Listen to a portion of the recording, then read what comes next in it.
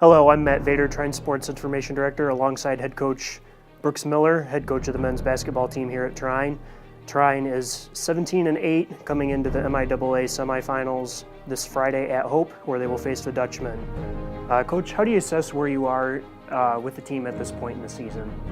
Well, I think that right now we're playing our best basketball, and I think every coach across the country would be happy to say that at this point in the year where we're at. I think that it's been a little bit of an interesting year from a coaching staff standpoint. I think it's taken us a little bit longer to really understand the strengths of our team than maybe it did last year. But last year we had a lot of experience. We had a lot of guys back from the year before, and guys that had been with us for 4 years. And I think that we've seen a great emergence from some of our freshmen. Obviously, Kyle Dodson's had an incredible year. Jordan Craiglow has provided us with some really strong minutes here down the stretch. And then we've gotten a combination of minutes from Austin Willett, Ellis Cummings, guys like Tarvis Malone, who maybe hasn't had this big of an impact on a season for us to date up until this year. So, and obviously combined with the talents of two first-team all-conference guys, and Jared and Holmquist and Will Dixon, I think we're really starting to come together a little bit more of what we're capable of executing as a group. So we're playing smarter. We're protecting the basketball much better at a much higher rate from a turnover standpoint. And then defensively, I think we're finishing possessions better than we did a couple of weeks ago. But it's been an interesting year. It's been a year of a lot of highs, a lot of lows, and I think that's living. I tell the guys, I said, living up here and being down here, you really experience a lot of different emotions. And right now, I think when we were able to get off to the 10-1 start and being ranked for the first time in the school's NCAA Division III history, I think that there was a little pressure on us, more so just for the fact that I don't think we were obviously the 23rd ranked team in the country at that time. And we had some things we still needed to discover about our team. But I think they understand what we need to do to get back there and compete at a high level, a more consistent level. So I think the conference this year, top to bottom, was as strong as it's ever been. Obviously with Adrian and Calvin missing out on the tournament, I thought they were as talented as us or Albion at 3 and 4. So I think each and every night it could have went one way or the other. And fortunately for us, we were able to get enough of them to go our way to give ourselves an opportunity to compete for the championship this weekend. A lot of players on this team have received a lot of individual recognition this year. Will Dixon being Player of the Week a couple times. And obviously Jared Holmquist, Academic All-District, has a chance to be an Academic All-American. What is it like for you to see those guys receive the recognitions? Well, the one individual recognition I take great pride in, and I think each and every one of them should. If Jared becomes an Academic All-American this year, that's something that we should all be really, really proud of. I think from the standpoint of that's what you compete and strive for at this level as an athlete, is to compete at the highest level. You can't be an All-American in anything, whether it's academics or a normal All-American from the standpoint if you're not working hard enough to develop your game. And that comes with being surrounded with great players. The environment that Jared has helped create in that locker room through his high achievement, not just on the floor, but off of it in the classroom too, is really spread to our group. And before Jared got here, when we inherited this program, we had a 2.2 team GPA and a team that finished 7th in the conference 2 years in a row.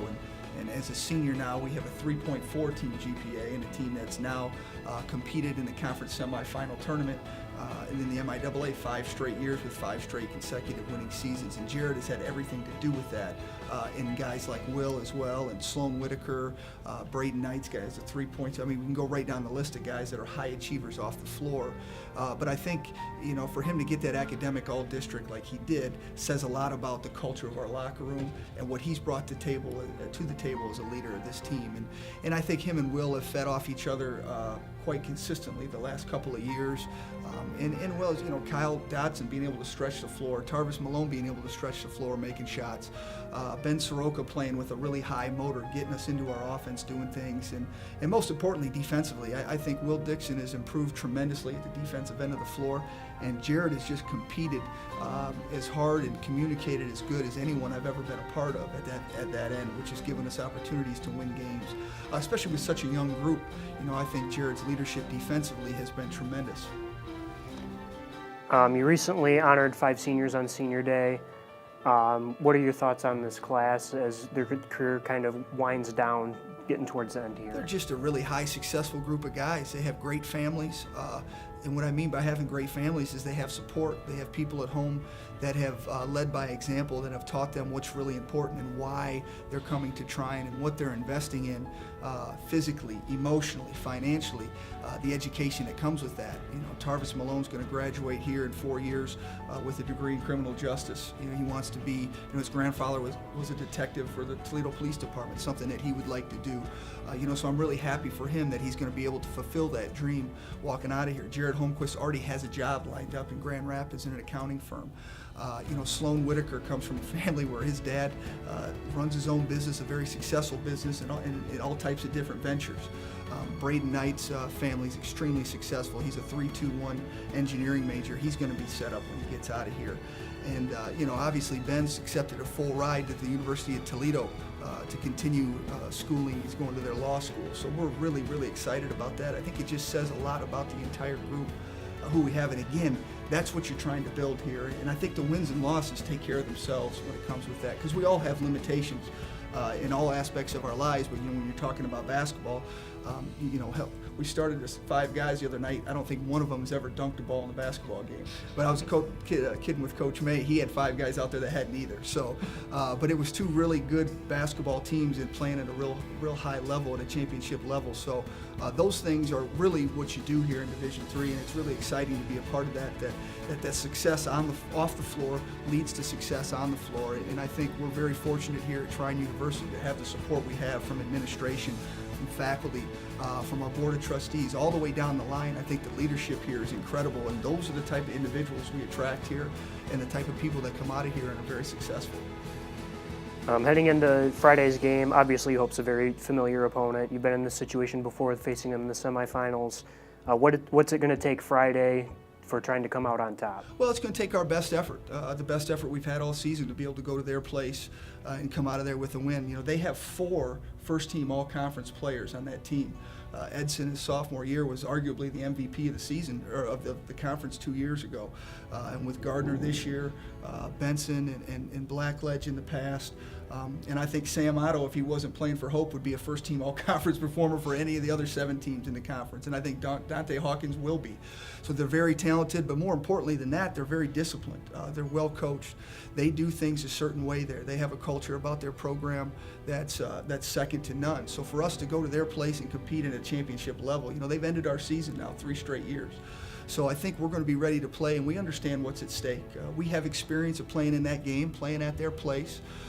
So we know what it's going to take. Now, it's going to take perfect focus, energy, and execution to be able to go in there and get a win. But I know our guys are ready for the challenge, and they're excited about it. I think, like I said, we're playing our best basketball right now, and I think it's not just physically. I think it's emotionally. I think it's collectively. There's an energy about our group that I'm really excited to see on the floor on Friday night. Any final thoughts going into Friday night on the season or Friday's matchup at all? Well, I'm just really proud of the individuals in that locker room and their ability to handle success early in the season, and their ability to fight through the adversity we faced in the middle of it to win our last 2 games, one on the road and then obviously here at home against the team that finished ahead of us. So I'm really proud of their resolve. I think that says a lot about the group. And we wouldn't expect anything less, but we're just we're really fortunate to work with a group of young men that have these goals and have a chance to fulfill some things on the floor that we haven't been able to fulfill in the past. All right, thanks, Coach.